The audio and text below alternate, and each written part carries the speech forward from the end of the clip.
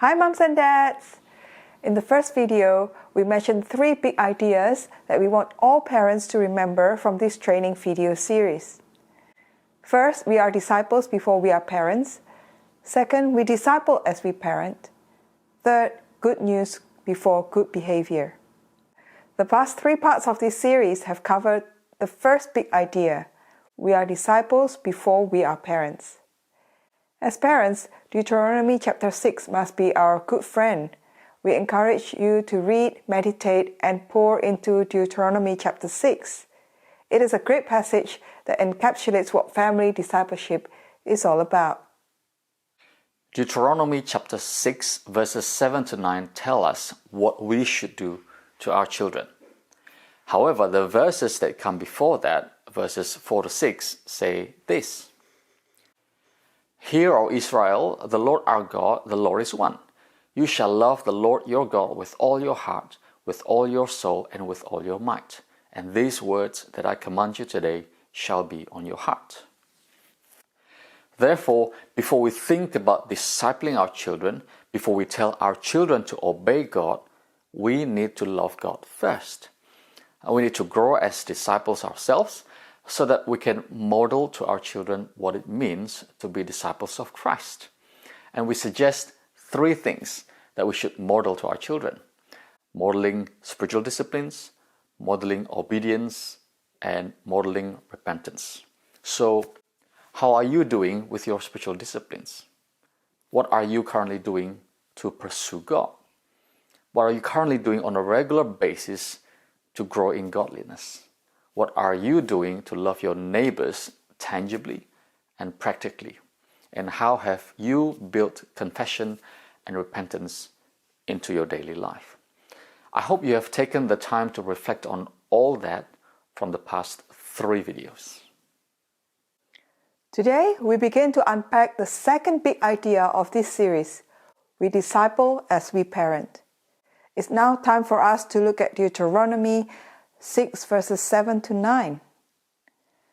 You shall teach them diligently to your children, and shall talk of them when you sit in your house, and when you walk by the way, and when you lie down, and when you rise.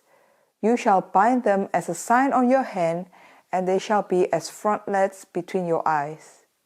You shall write them on the doorposts of your house and on your gates.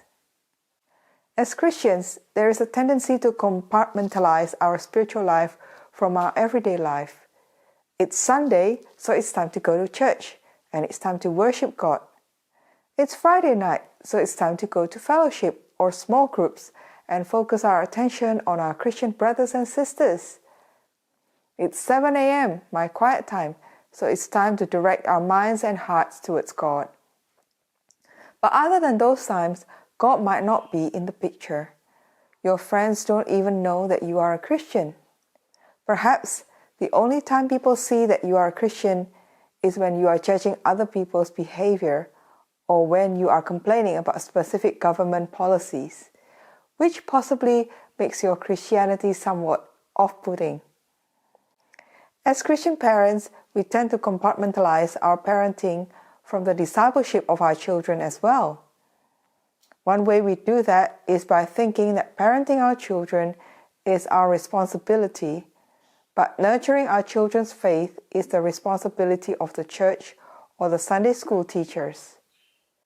Don't get me wrong, one of the best things you can do as parents is to bring your children to Sunday school every Sunday.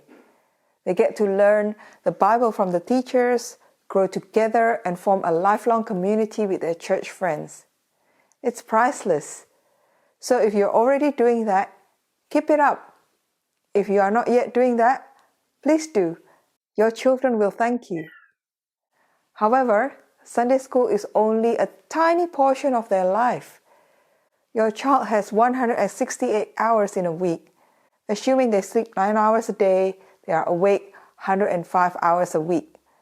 And they are at school or at daycare. When you are at work, it means that they are with you 60 hours a week. Minus the tuition, music lessons, and sports, they are with you at least 45 hours a week. But if the only spiritual input your children have is a 1 hour each week at Sunday school, You are wasting the other 40 plus hours you have with them each week.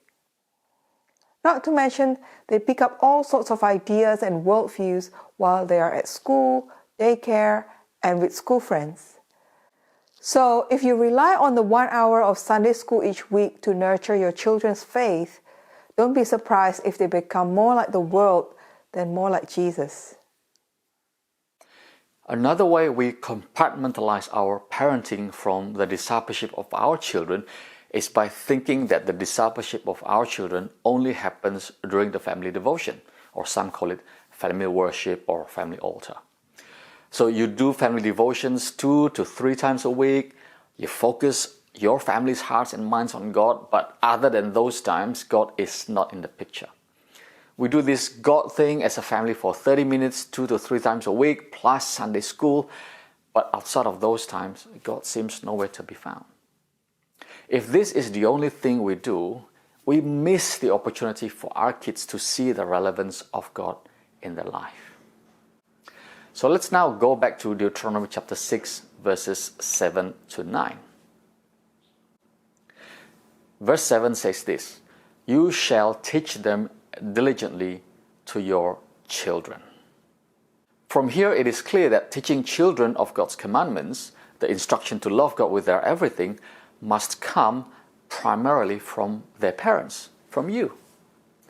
Ephesians chapter 6 verse 4 also says this, "Fathers, do not provoke your children to anger, but bring them up in the discipline and instruction of the Lord."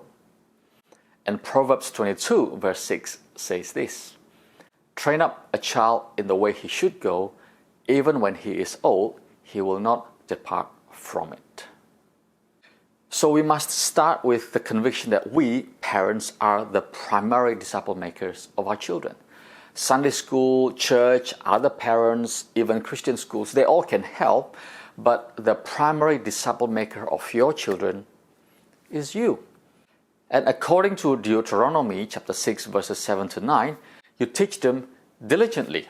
It means constantly, regularly. It means you have to put effort into it. And not only you teach them, you shall talk of them when you sit, when you walk, when you lie down, when you rise. It means that God must be in your family conversations all the time. You must include God at your dinner table. You bring up God on your children's way to school. You talk about God in your kids' bedtime stories, and you talk to God with your kids as they get up from bed. And it's not just in your conversations. It says, "You shall bind them as a sign on your hand. They shall be as frontlets between your eyes. You shall write them on the doorpost of your house and on your gates." It means that everything around you must help you remember God. Everything around your children must help them see that God is with them. So these 3 verses in Deuteronomy call us parents to be the primary disciple makers of our children, and to make sure that we continuously nurture the faith development of our children as we parent them day by day. That's why the second big idea of this series is this: we disciple as we parent. We will unpack this a bit more in the next few videos. But before we end this video, why don't you take time to reflect on what you have been doing with your children? Are you diligently taking your children to church or Sunday school each week? Then at home, how much time each week do you dedicate to sitting down with your kids and intentionally talking about God? And besides that, what do you talk about with your children during dinner time, bedtime routine, and family commute? How has God been involved in all those conversations? Look around your house. What aspects of your home help remind you and your children of God, His love, and His faithfulness? Whether we like it or not, we are discipling our kids all the time anyway. The question is not, are we discipling our children? The question is, what kind of a discipler are we? So what are we doing to intentionally nurture our children's faith? Well, we'll see you in the next video. Bye for now.